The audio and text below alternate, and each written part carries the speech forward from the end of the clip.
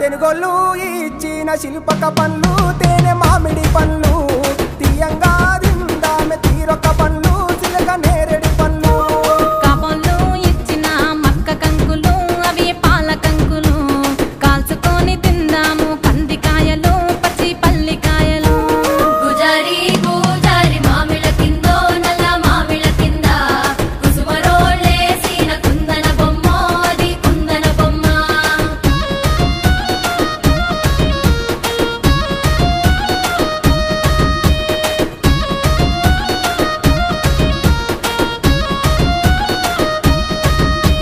బెస్తోలు పెట్టిన పచ్చి చేపలు అవి వట్టి చేపలు